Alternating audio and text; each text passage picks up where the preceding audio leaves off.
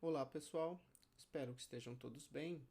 Hoje daremos continuidade à nossa disciplina de Fundamentos de Cálculo no Processo com a aula 21, na qual nós falaremos sobre a determinação de propriedades da água, que são necessárias e muito utilizadas em vários casos de balanço de energia, em específico sobre a pressão de vapor e o uso da tabela de vapor para determinação de várias propriedades relacionadas à transição de estado da água da fase líquida para a fase vapor.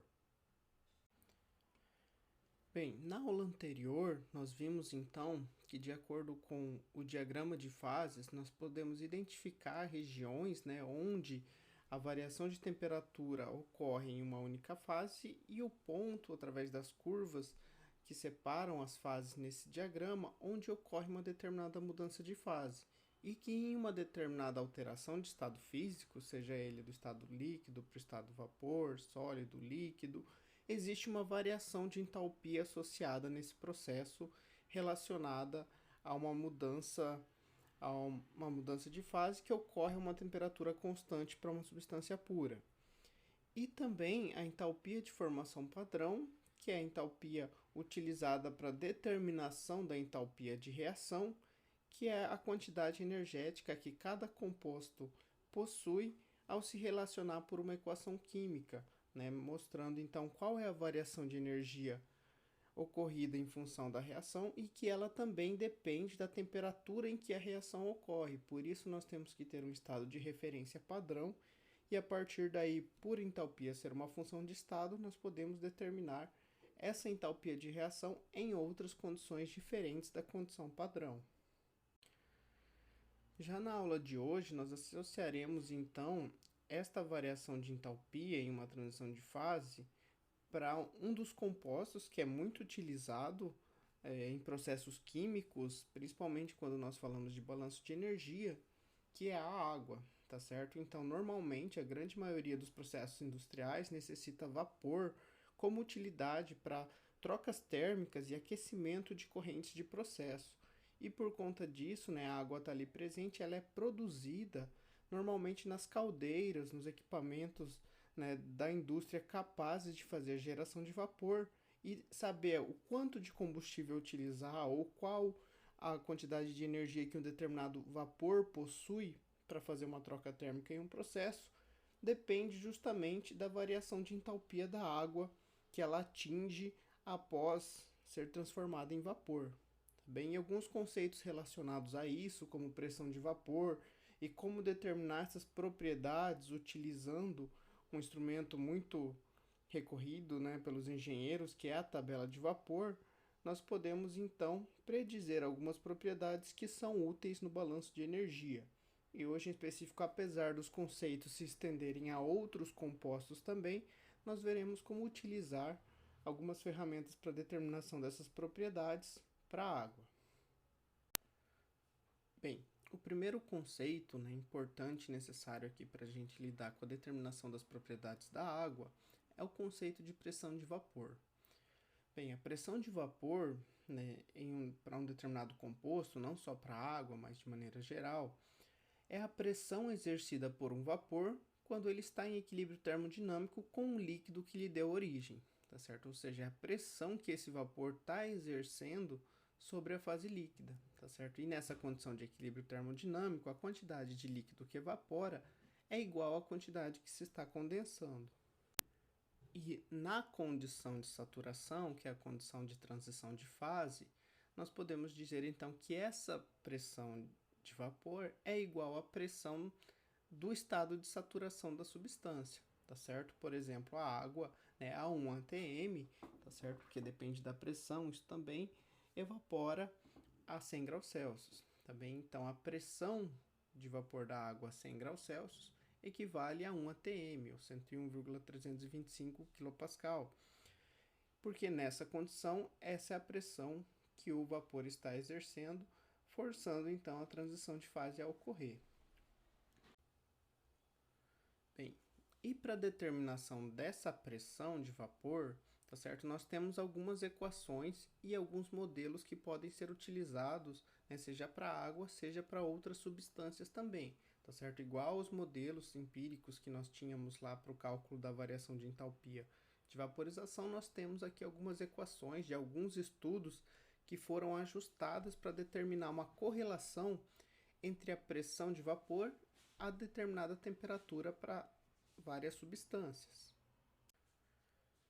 E, por exemplo, né, nós podemos ter aqui algumas equações, como a equação de Antoine, tá certo? Um físico francês, certo? Louis Charles Antoine, que a partir de um estudo mostrou então que a pressão de vapor de uma determinada substância está correlacionada à sua temperatura por meio de alguns coeficientes, algumas constantes, no caso aqui chamados de parâmetros de Antoine, que são tabelados para cada uma das substâncias, tá certo? E em seguida eu vou mostrar para vocês lá na tabela de parâmetros de Antoine para a gente verificar, né, o que são esses parâmetros e como eles podem ser utilizados, tá certo? Porque qual é a importância, né, disso aqui? A gente prevê a pressão de vapor em condições que não a temperatura que a gente está acostumado, né, a temperatura, a pressão atmosférica. Também, por exemplo, a 1 atm é a temperatura, então, no qual a água vaporiza, para a qual, né, nós temos a pressão de vapor, equivale a 100 graus Celsius. Porém, em outras condições de pressão, por exemplo, regiões mais altas, onde a pressão ela é diferente, né, ela é menor do que a pressão ao nível do mar, então nós temos a água vaporizando a uma temperatura menor, porque justamente a temperatura está correlacionada com a pressão de vapor. E aí nós podemos então prever as condições, seja para água ou para outras substâncias, né, predizer com esse modelo qual condição de temperatura determinada substância vaporiza ou para qual pressão eu quero vaporizar, em que temperatura eu queria que trabalhar para fazer essa vaporização ocorrer, tá certo? Então, eu posso correlacionar pensando tanto em termos de utilizar para o cálculo da pressão, quanto para o cálculo da temperatura.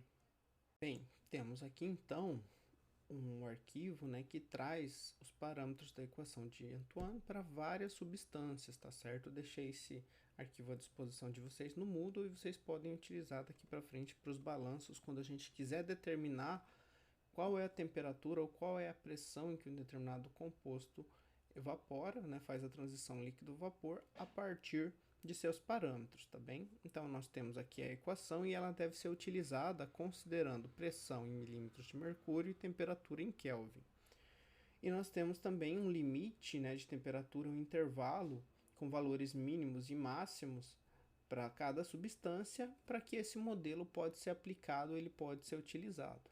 Tá bem? Por exemplo, aqui nós temos, né, vários compostos, né, água, oxigênio, né, alguns outros gases e outras substâncias orgânicas, onde nós podemos utilizar aqui os parâmetros A, B e C, né, anti-A, anti-B e anti-C, substituir na nossa equação para correlacionar a pressão de vapor com a temperatura, também, ou, né, no caso da saturação, a pressão de transição de fase da fase líquida para a fase vapor. Logo à frente nós veremos um exemplo, né, de como recorrer a utilizar esses valores para trabalhar essa equação, também logo adiante. E além da equação de Antoine, nós temos também a equação de Wagner, que é uma outra equação que também é utilizado para correlacionar a pressão de vapor com a temperatura, porém, né, ela é determinada, ela é feita, né, para trabalhar com os parâmetros de temperatura e pressão em condições reduzidas, tá certo? O que seriam essas condições reduzidas? Essas condições reduzidas são a razão entre a condição real e a condição do ponto crítico das substâncias. Também, por exemplo, o TR, que nós chamamos de temperatura reduzida, é a razão entre a temperatura e a temperatura crítica da substância. E a pressão de vapor reduzida é a razão entre a pressão de vapor real e a pressão crítica da substância, que são as condições para o ponto crítico, né, que nós discutimos na aula anterior e que nós podemos obter em uma tabela de propriedades de substâncias puras. Isso serve, digamos assim, né, para fazer uma normalização entre o estado de referência, né, que seria o estado crítico para cada substância, e permite então ajustar um modelo de uma forma diferente, como está colocado aqui, com constantes A, B, C e D, que também são parâmetros para cada substância que são tabelados e podem ser utilizados aqui para correlação, para a gente descobrir, por exemplo, né, em qual pressão a água evaporaria a 50 graus ou a 150 graus, né, que pressão eu teria que estar para que a água só evaporasse a partir de 150 graus, tá certo? Então são as correlações que a gente pode utilizar, mas não só para água, para outras substâncias também. E eu vou mostrar agora a tabela com essas constantes da equação de Wagner e a gente vai fazer um exemplo mais à frente utilizando os parâmetros dessa equação também. Bem, vejam aqui então que nós temos, né, também uma planilha, né, uma tabela aqui com os parâmetros para a equação de Wagner, coloquei também lá no Moodle para vocês trabalharem, que traz para várias substâncias, hidrogênio, água, nitrogênio, oxigênio, metanol, etano, né, vários compostos, todos os parâmetros A, B, C e D da equação de Wagner. E para facilitar, ele já traz aqui a pressão crítica e a temperatura crítica dos compostos, tá certo? Lembrando que a gente vai trabalhar aqui com as condições reduzidas e no final a gente tem que fazer a conversão para a condição real que a gente está trabalhando novamente. Então a gente não precisa ir lá na tabela de propriedades de substâncias puras para pegar esses parâmetros de ponto, do ponto crítico, né, para a pressão crítica e temperatura crítica dos compostos. E justamente por a condição crítica, né, se é a condição extrema, máxima que a gente está normalizando para cada composto, digamos assim, nós só temos aqui uma temperatura mínima a partir da qual a correlação é válida. Tá bem? E daí é possível utilizar essa equação para fazer uma predição da pressão de vapor ou a partir da pressão da temperatura de vaporização de uma determinada substância. Bem, para a gente testar um pouquinho essas equações, né, e para ver a utilidade delas, vamos fazer primeiro o exemplo, né, um exemplo aqui para o cálculo, né, da pressão de vapor, utilizando essas correlações que eu acabei de apresentar para vocês. Bem, aqui no item A, determinar a pressão de vapor para a água a 100 graus Celsius, utilizando a equação de Wagner. E no item B, determinar a temperatura em que a água vaporiza em 1 atm, utilizando a equação de Antoine.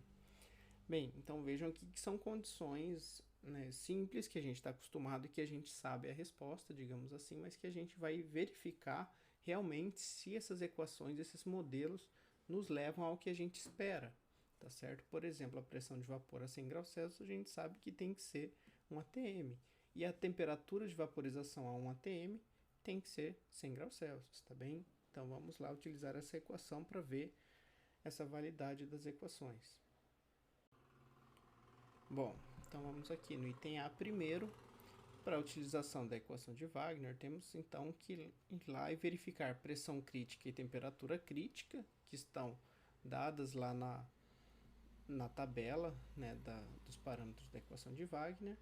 E vamos calcular a temperatura reduzida. Também lembra que a gente tem que trabalhar em Kelvin, então se a gente quer saber a pressão de vapor a uma temperatura de 100 graus Celsius, a gente tem que converter os 100 graus Celsius para Kelvin, né, e calcular a temperatura reduzida, que é a razão entre a temperatura de interesse, que a gente está avaliando a equação, e a temperatura crítica para a substância, no caso para a água, que é tabelado e que a gente já tem aqui à disposição. Então temos uma temperatura reduzida no valor de 0,5766.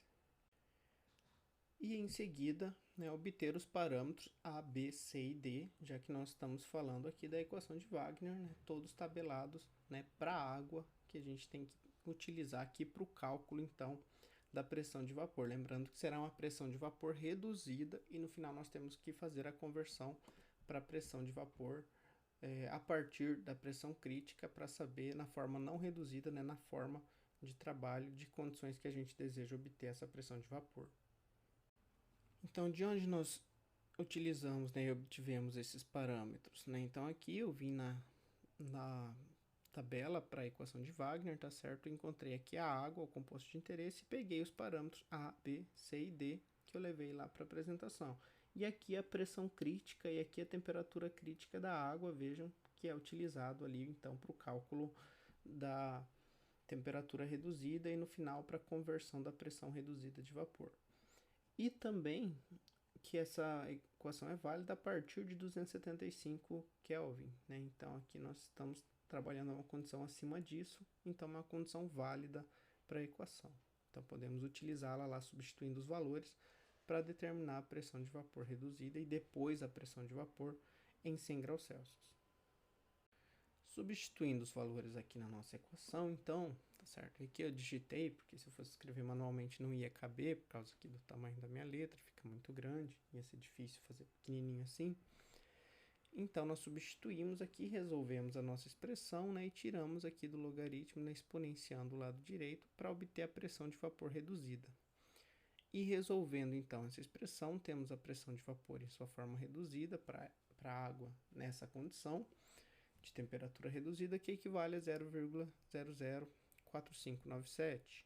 E fazendo a conversão de volta para a pressão de vapor na condição que a gente quer, porque, né, a gente precisa daí multiplicar pela pressão crítica da água, a gente obtém então um valor de pressão igual a 1,01 bar, tá certo? Que é equivalente a 1 atm, que é equivalente a 101.325 Pascal, tá certo? Então vejam que a equação mostrou certinho que é 100 graus Celsius, porém a gente utilizou em Kelvin, porque a equação pede para a gente utilizar em Kelvin. A pressão de vapor, a água deveria evaporar ou vaporizar a 1,01 bar, tá certo? Então está correto. Agora, o item B. No item B, nós vamos utilizar a equação de Antoine. E a gente quer aqui, então, determinar, né, a temperatura de vaporização para uma pressão de 1 atm. Então, eu vou lá na tabela e obtenho os parâmetros de Antoine, os parâmetros A, B e C, para utilizar aqui na equação.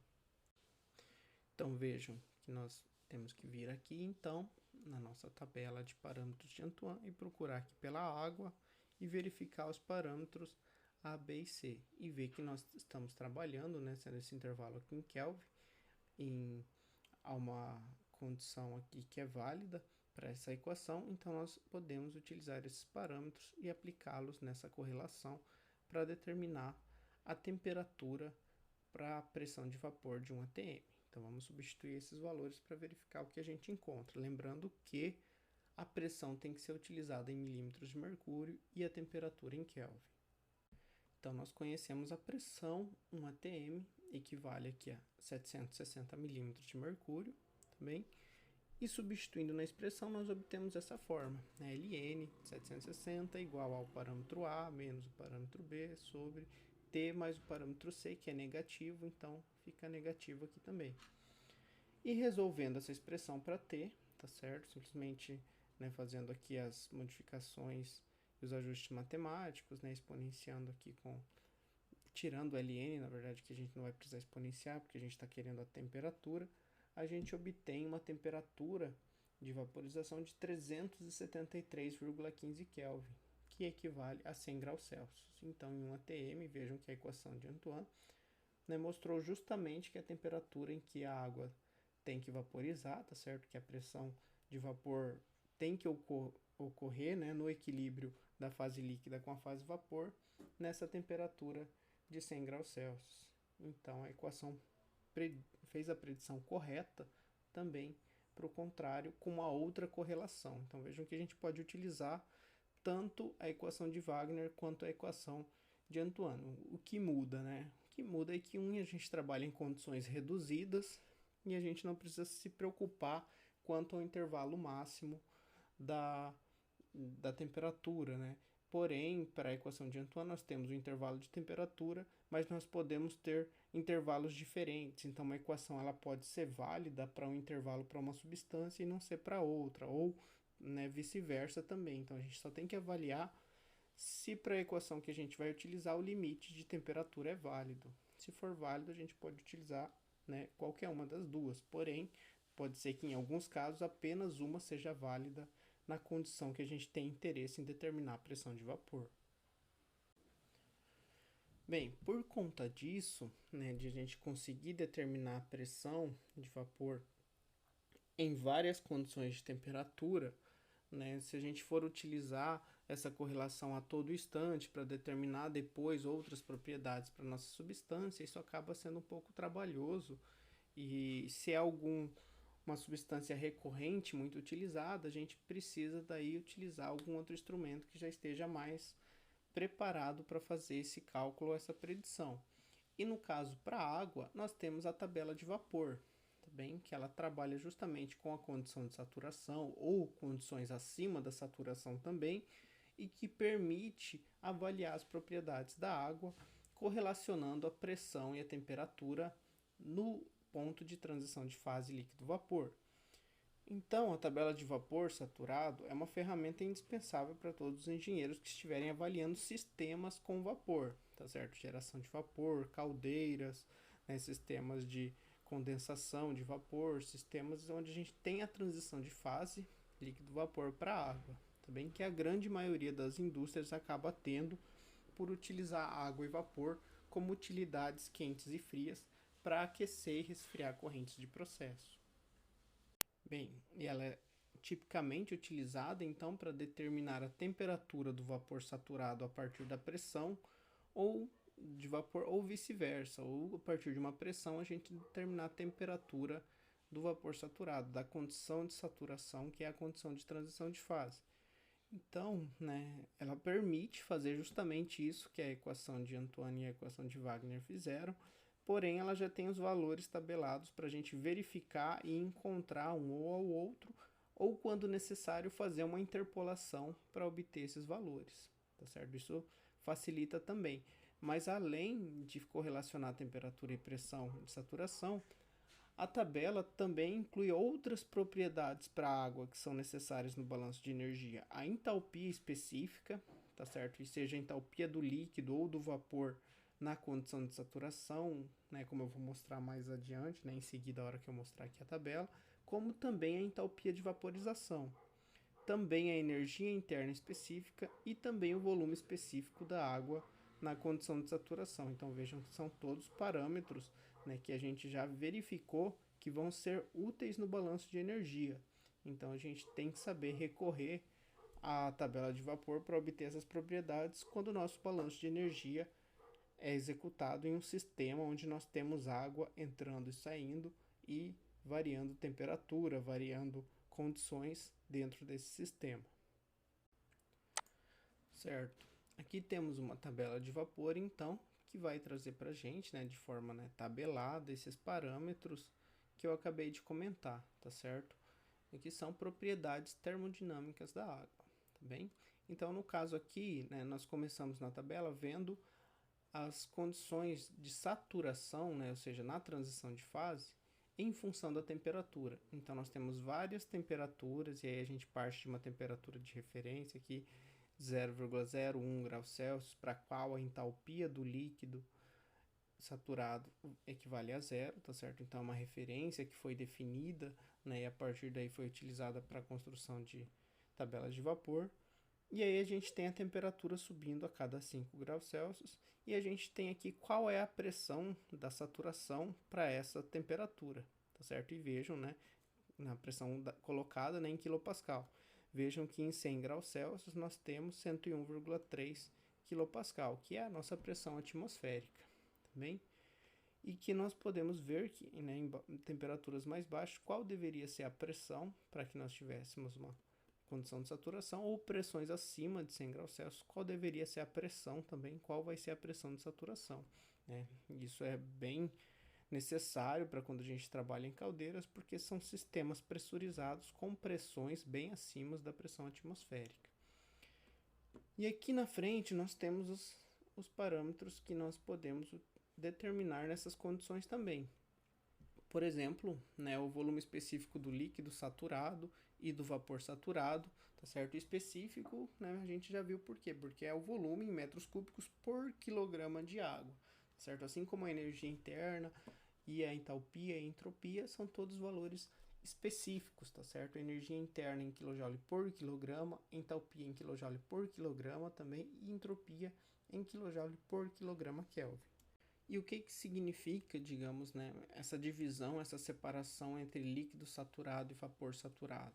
Bem, a condição de líquido saturado é a condição onde o líquido está na iminência de começar a vaporizar, tá certo? Ou seja, se a gente começar a aquecer a água de 0 até 100 graus Celsius, na iminência dela começar a vaporizar, ela vai ter um volume específico de 0,001044 metros cúbicos por quilograma de água. E se a gente quiser saber o volume total, a gente multiplica pela massa de água que a gente tem, tá certo? Então vejam aqui que em função da temperatura e da pressão, que está fixada aqui por ser a pressão, nós temos então, não temos um grau de liberdade que permitiria, né, esse volume variar. Esse volume vai estar então fixado.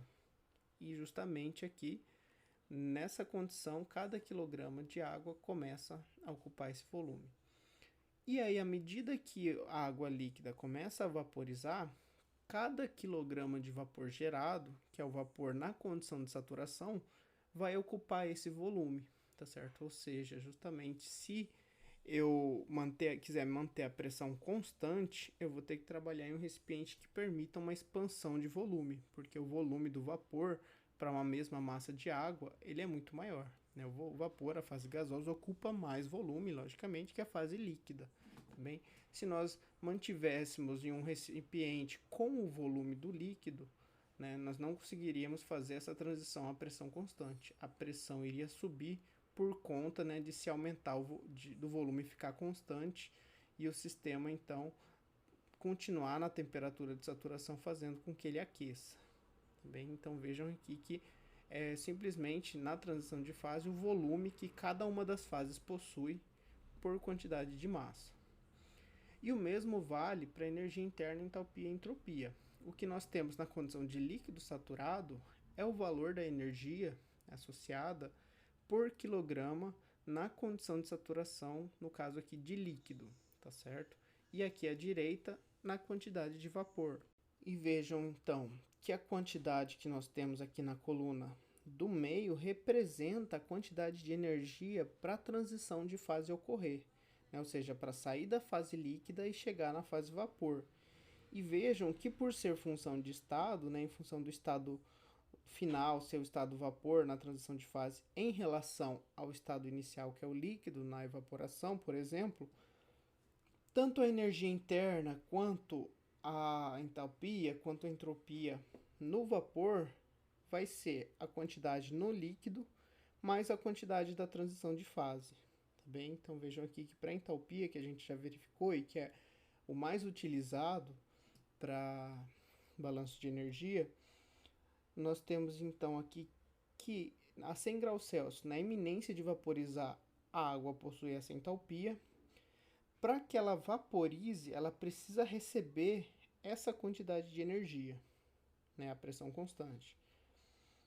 E então, né, ao vaporizar, ela vai possuir uma entalpia, que é a sua energia inicial, mais a energia que ela recebeu para vaporizar.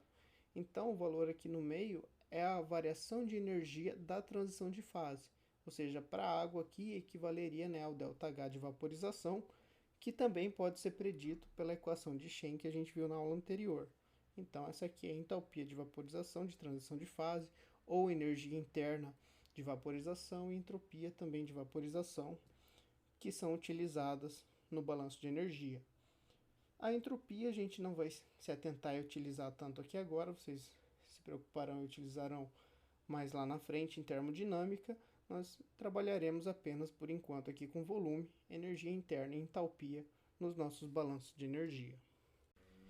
E vejam então que nós temos a tabela aqui no início, né, como função da temperatura, que a temperatura vai variando aqui em intervalos discretos padronizados de 5 em 5 graus Celsius, e mais abaixo nós temos a mesma tabela, porém discretizada em função de intervalos de pressão, tá certo? Ou seja, ela vai variando aqui com, né, não de forma constante, no início de 1,5, depois 2,5, depois 5 em 5, tá certo?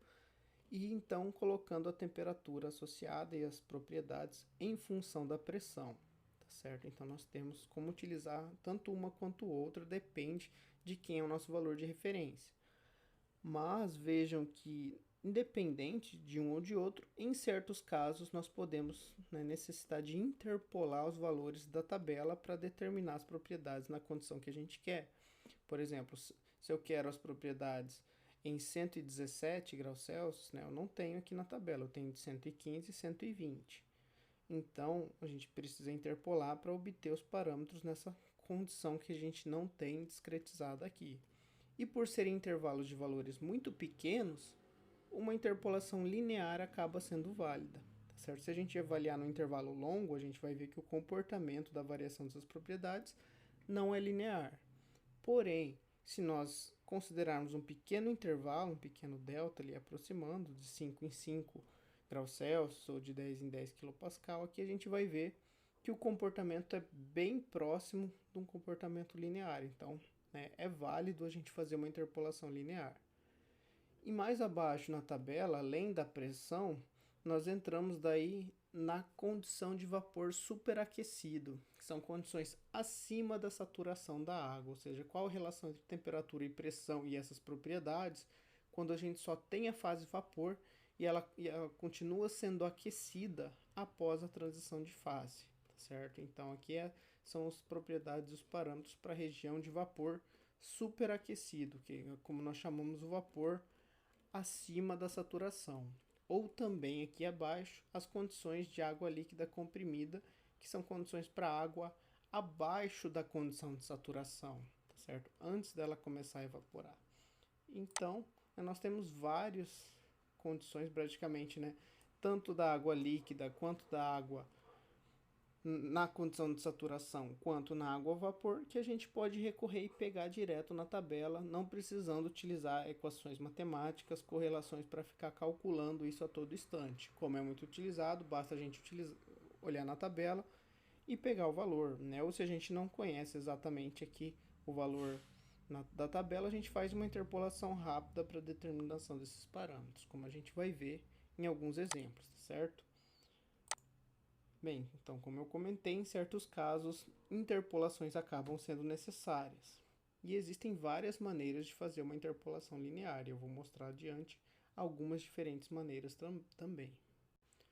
Aqui só para nós termos então uma ideia, né, de como nós relacionamos aqui a tabela de vapor com o diagrama de fases.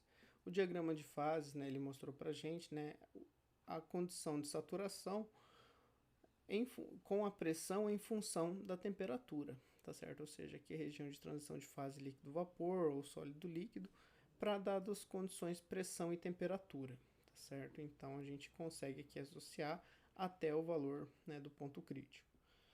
Porém, para a gente verificar na transição de fase, o volume não é constante, se a gente considerar a pressão constante, né, como eu comentei anteriormente.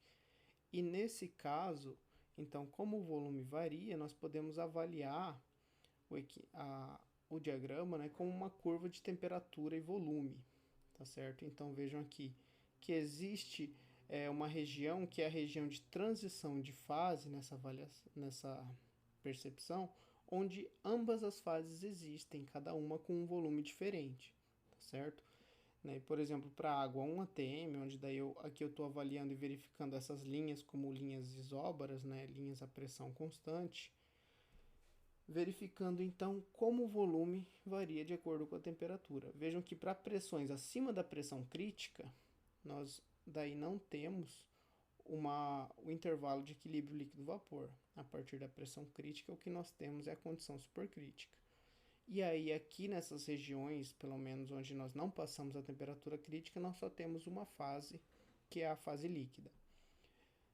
Porém, né, a partir de uma determinada temperatura, para algumas pressões, aqui no caso abaixo da pressão crítica, nós sempre iremos tocar essa região e ela vai então dividir a fase líquida da fase vapor, mostrando que no momento em que nós tocamos essa curva pelo lado esquerdo, aqui representa o volume da fase líquida, enquanto lá na direita nós temos o volume da fase vapor, tá certo? Que são os volumes específicos que nós vimos ali na tabela de vapor, tá bem? Que se eu quiser obter tanto um em relação ao outro, eu tenho que saber aqui a fração que está vaporizada. Se eu quiser saber o volume total, e a partir da fração vaporizada, né, nós podemos fazer aqui o que nós chamamos de uma regra da alavanca para determinação do volume total, em função da fração que nós temos de líquido e da fração que nós temos de vapor, tá bem? Mas isso, né, será visto mais adiante também.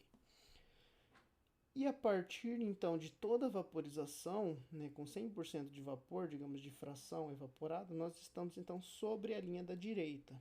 E a partir dali, então, o volume começa a variar como o volume da água apenas como vapor, tá bem? Então vejam que, por exemplo, a 1 atm, essa diferença de volume das fases, ela é bem maior do que, por exemplo, aqui a 10 megapascal, né? 10 megapascal aqui eu tenho uma diferença entre o líquido e o vapor bem menor, justamente por a pressão ser mais alta, o vapor acaba, né, tendo um grau de agitação maior por estar em um volume menor, tá bem? Então, essa região é a região de equilíbrio e a partir daqui a gente tem apenas vapor, tá certo? E a gente vai ver mais adiante aqui como utilizar a tabela, fazer essas interpolações e entender, né, por que é importante saber os parâmetros tanto na fase líquida quanto na fase vapor.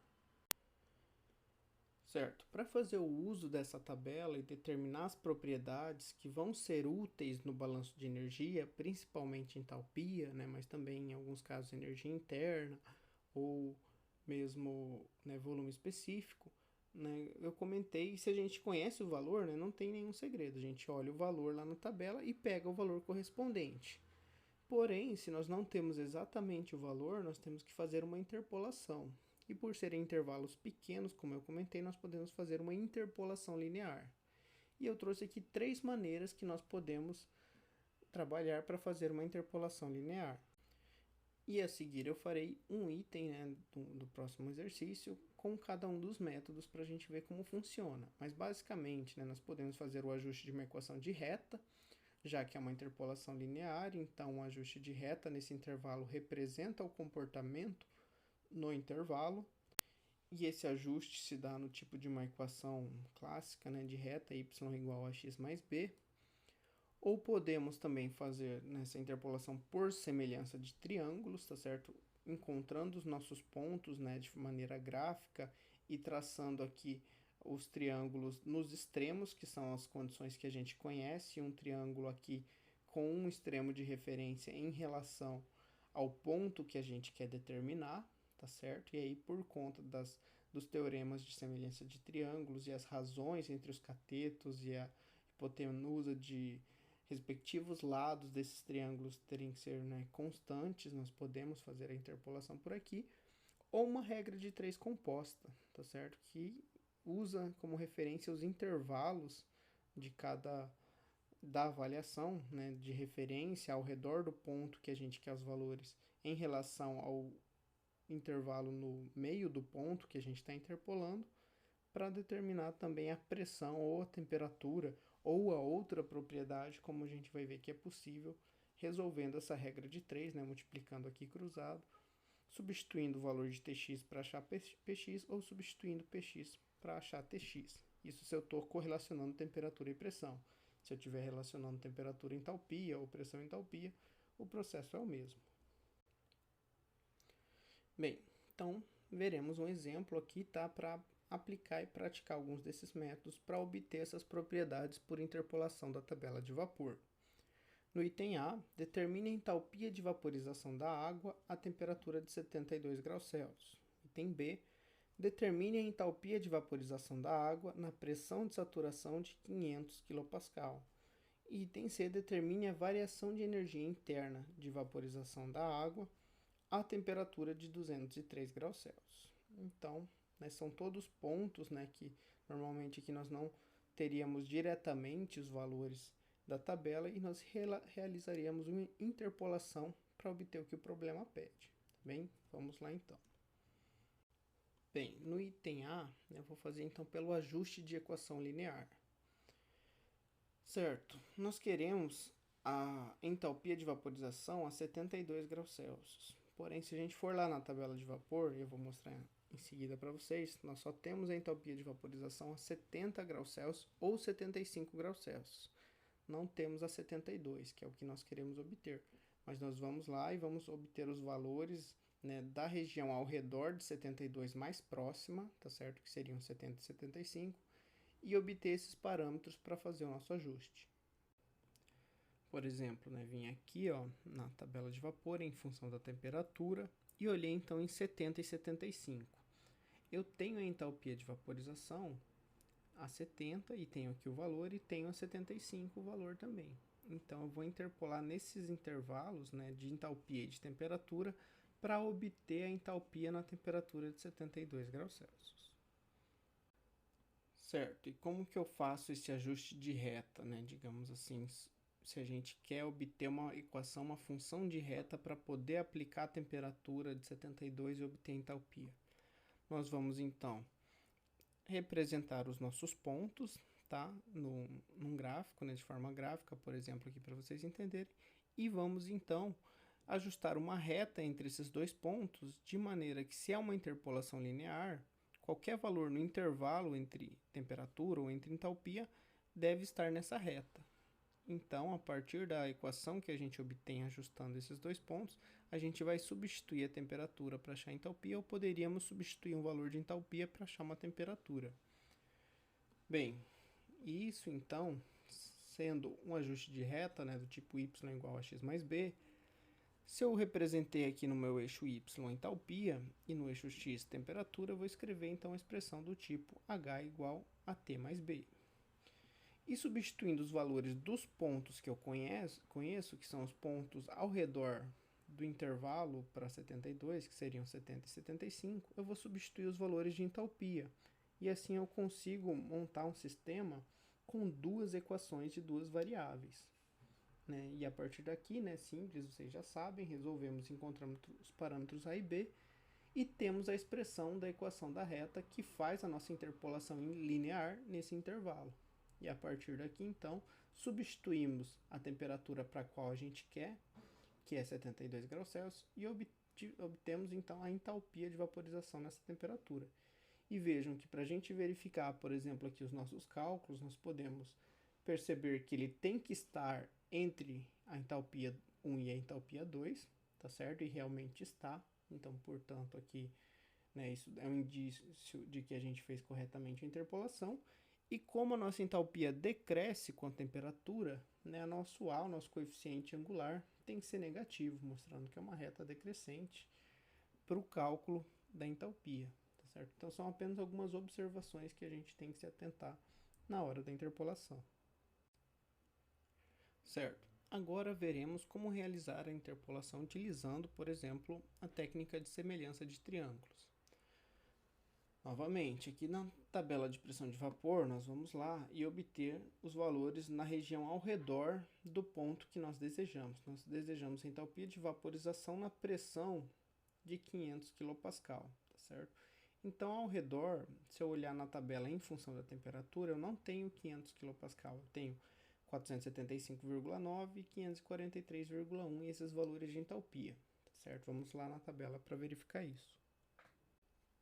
Bem, vindo aqui então, vejam que se eu olhar que a pressão vai aumentando aqui junto com a temperatura, chega um instante, né, onde a 500 kPa de pressão, saturação, a água deveria evaporar entre 150 e 155 graus Celsius.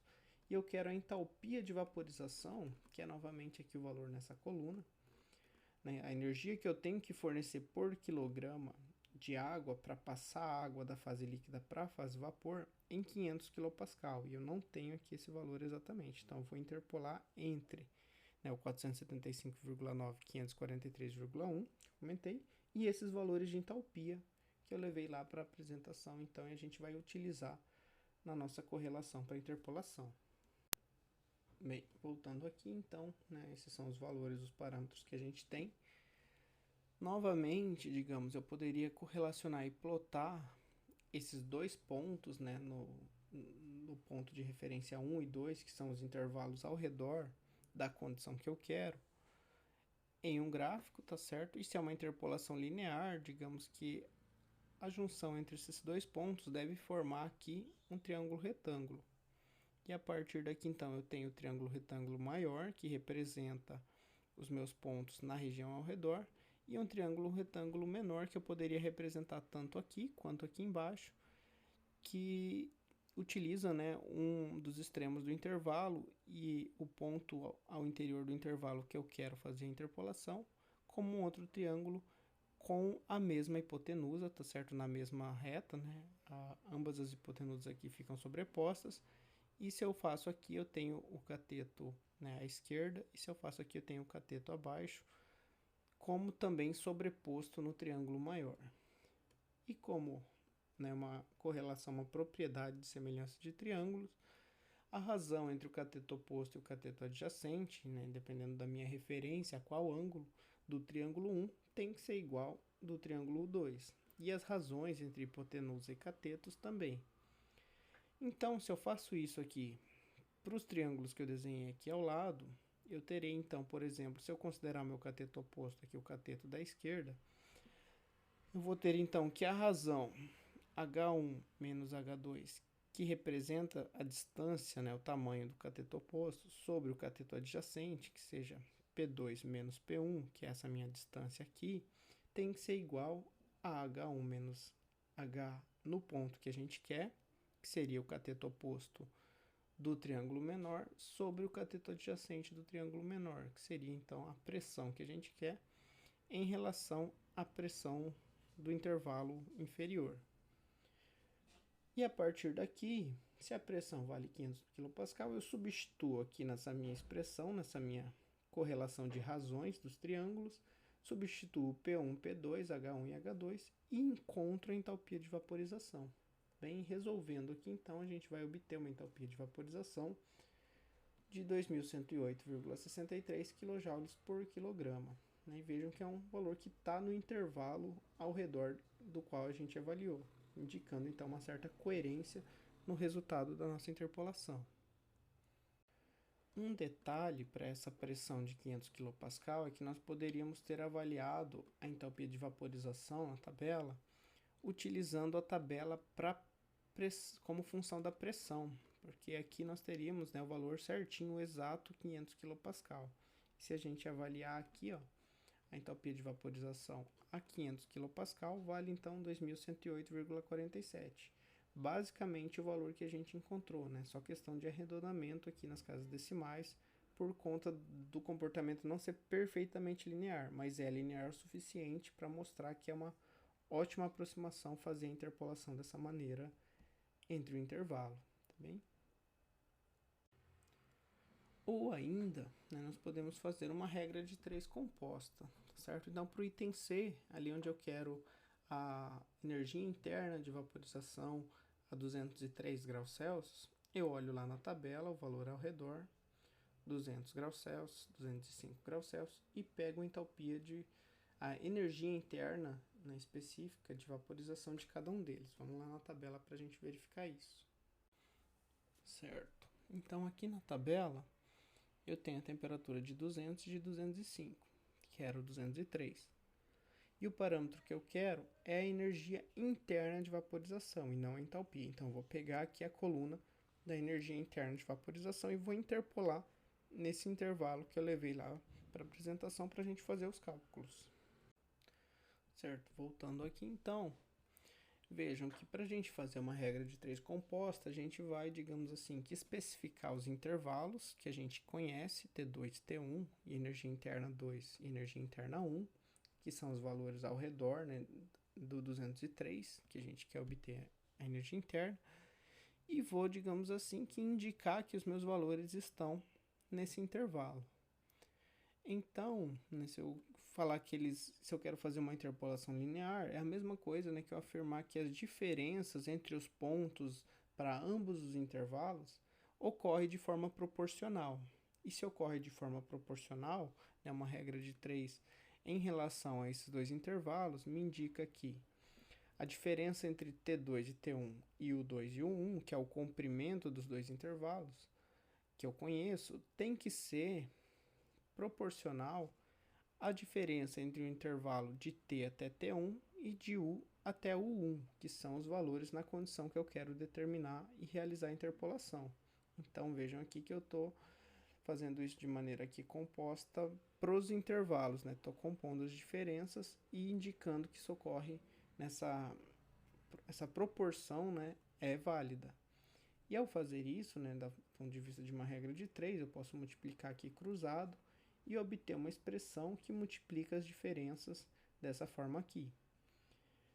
E substituindo então o valor da temperatura que eu quero, né, para obter a energia interna nessa temperatura e os valores que eu conheço de T1, T2, U1 e U2 que nós temos ali em cima, nós resolvemos daí essa expressão para a energia interna. E obtemos então a energia interna da interpolação aqui no valor de 1.732,56 kJ por quilograma. Ou seja, cada quilograma de água que evapora, né, que vaporiza nessa temperatura, né, sofre uma variação de energia interna de 1.732,56 kJ.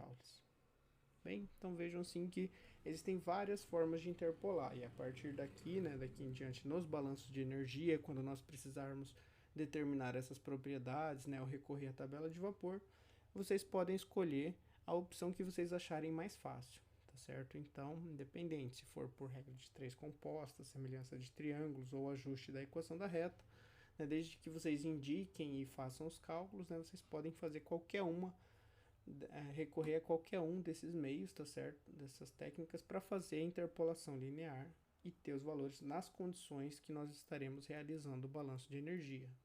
E para a gente encerrar aqui agora, então um terceiro exemplo mostrando como calcular a variação de entalpia da água, utilizando alguns conceitos que a gente viu nas aulas anteriores e também aqui o uso da tabela de vapor, tá bem?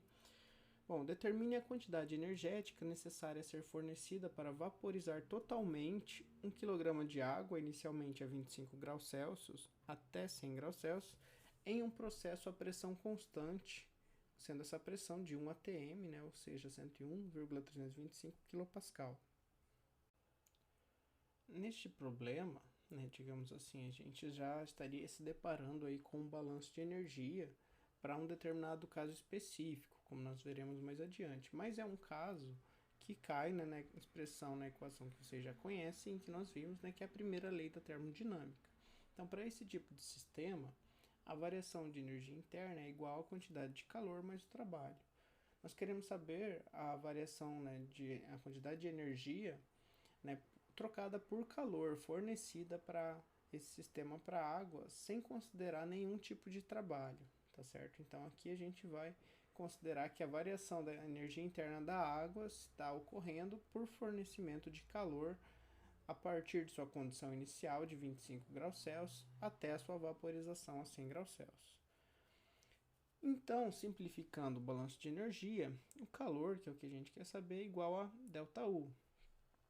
E ΔU, né, a variação de energia interna pode ser expressa em termos da variação de entalpia, como nós já vimos, tá certo? Porque para a variação de entalpia nós temos condições de determinar as propriedades e as variações de maneira mais simples. E no nosso caso, se nós verificarmos, né, pela equação de Antoine, nós veríamos que no nosso intervalo de 25 a 100 a 1 atm, a vaporização se dá justamente a 100 graus Celsius. Se nós queremos a energia para vaporizar totalmente a água a 100 graus Celsius. Então, nesse intervalo, essa variação de entalpia ela se dá em dois tipos de variações de entalpia. A primeira, a variação de entalpia relacionada ao aquecimento, de 25 a 100 graus Celsius, mais a entalpia de vaporização a 100 graus Celsius, tá certo? Então, eu tenho a entalpia relacionada, digamos, ao calor sensível e a entalpia relacionada ao calor latente que a água vai estar trocando. E para o nosso sistema, nós estaremos adotando um sistema a pressão constante, que para que a pressão dele fique constante, nós temos que permitir a variação de volume. Ou seja, o nosso sistema aqui vai se expandir à medida que a água for vaporizando e ao final nós teremos uma quantidade de vapor maior em volume que a quantidade inicial de líquido, tá certo? Então, volume no estado final, vapor menos volume no estado inicial do líquido. Bem, o primeiro termo, nós determinamos, né, a entalpia de aquecimento de 25 a 100 graus Celsius por integral de Cp dt, tá bem? E se nós olharmos lá na tabela de Cp, né, nós temos o Cp calculado a partir da temperatura em Kelvin, tá certo? Portanto, né, por isso que eu realizei aqui a conversão para poder aplicar nessa expressão, tem que ficar atento a isso. Utilizei os parâmetros A, B, C e D para a água na fase líquida, então lá da tabela de Cp, e aqui então a gente obtém a quantidade de energia em joules por mol, que seria a unidade do Cp, que é o equivalente a kJ por kmol. Já que eu quero por quilograma, tá certo? Então eu vou fazer a conversão aqui da base molar, né, da entalpia específica molar para entalpia específica mássica, então dividindo pela massa molar da água, tá certo? 18,02 kg por kmol. E vou obter então a entalpia específica mássica, que seria a quantidade de energia, né, necessária para aumentar a temperatura da água de 25 a 100 graus Celsius por quilograma. Como a gente quer 1 quilograma só, então tanto faz se eu deixar em unidade específica ou se eu multiplicar aqui ao final por 1 quilograma, só por deixar em quilojoules, tá certo? Então eu vou deixar em quantidade específica.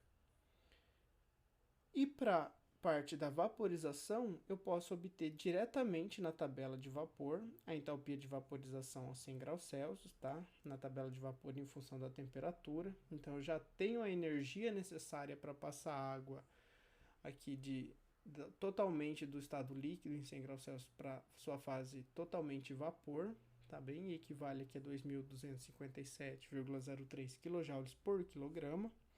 Bem, como a gente é 1 quilograma, essa é a energia que a gente precisa. E temos o volume específico, né, que também seria o volume do nosso 1 quilograma, a 100 graus Celsius na fase líquida e na fase vapor. Na fase vapor seria o volume final, após a vaporização. E na fase líquida, né, seria o volume da água a 100 graus Celsius. Porém, o nosso estado de referência, nosso estado inicial, é o 25 graus Celsius. Mas para líquidos, né, vocês vão ver isso de maneira um pouco mais explicada na termodinâmica, mas para líquidos, o volume praticamente não varia com a temperatura, se nós não temos, para fase líquida, se nós não temos variação de fase, tá certo? Então, o volume é praticamente constante, o volume a 25 graus Celsius, ele é muito próximo do volume a 100 graus Celsius, principalmente para água que não tem nenhum comportamento anômalo nesse intervalo. Então, eu posso utilizar o volume da água líquida a 100 graus Celsius, aproximando ele para o volume da água líquida a 25 graus Celsius, que são os volumes específicos que nós conseguimos obter lá na tabela de vapor, tá certo? Vou lá mostrar para vocês.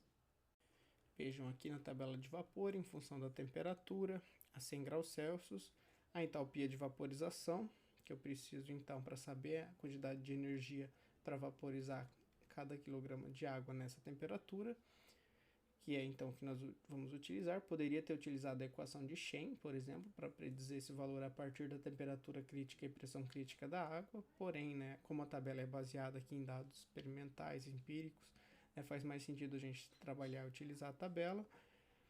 E aqui também, né, a 100 graus Celsius, daqui eu obtive o volume específico do líquido ao atingir 100 graus Celsius e o volume do vapor a 100 graus Celsius após ele ser totalmente, então, vaporizado esse 1 kg, tá certo? Então, aqui são os parâmetros, os valores que nós pegamos dessas propriedades lá para o balanço de energia. Bem, retornando aqui, basta agora a gente substituir os termos que a gente determinou na nossa expressão geral para determinar o calor. Então, a entalpia relacionada ao calor sensível, a entalpia relacionada ao calor latente e aqui a quantidade de calor associada à variação de volume, tá bem? Que é a pressão, que nós conhecemos constante em 1 atm, e o volume que a gente aproximou aqui do estado inicial para a água líquida e o volume final do vapor após ter evaporado.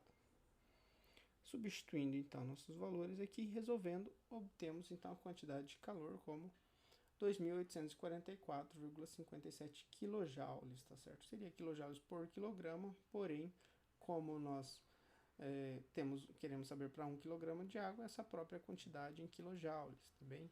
E vejam que aqui as entalpias já estão em quilojoules, tá certo? E aqui, como eu utilizei metro cúbico, se eu utilizasse a pressão em pascal, nós teríamos em joule. Então, eu utilizei a pressão em quilopascal para obter também esse valor aqui já do último termo do calor em quilojoules, tá certo? Então, vejam que a gente utilizou a tabela de vapor e as variações de entalpia, como nós vimos anteriormente, para determinar a quantidade de energia para evaporar a água a pressão constante, por exemplo. E como atividade da aula 21, agora então vocês deverão resolver o primeiro exemplo da aula considerando outra substância das tabelas de pressão de vapor que não a água, tá certo? Então eu escolhi a água e fiz o cálculo naquelas condições de pressão e temperatura com a equação de Antoine e a equação de Wagner. Então vocês escolham a critério de vocês outra substância, tá bem? Só verifiquem se as temperaturas e pressão utilizadas, né, são válidas para essas substâncias, né, no intervalo da equação, né, e se não for, vocês podem trocar também a temperatura ou a pressão, tá bem? Resolver o segundo exemplo da aula adotando outros valores de temperatura e pressão que também necessitem interpolação. Bem, então, a critério de vocês, podem escolher outros valores de temperatura e pressão que não sejam exatos lá da tabela de vapor e fazer a interpolação entre os intervalos de temperatura e pressão. E no terceiro exemplo, no terceiro exercício, resolver o terceiro exemplo adotando o intervalo de aquecimento da água desde... Aí vocês podem especificar a temperatura inicial, sendo qualquer temperatura entre 30 e 40 graus Celsius, até a sua temperatura de vaporização a 2 atm, tá? 202,650 kPa. Então aí vocês vão pensar um pouquinho em como utilizar a tabela de vapor e selecionar os parâmetros para determinar qual seria essa temperatura de vaporização e quais são os parâmetros nessa temperatura com a tabela de vapor. Tudo bem? Aqui as principais referências da aula de hoje e obrigado pela atenção de vocês. Até a próxima aula.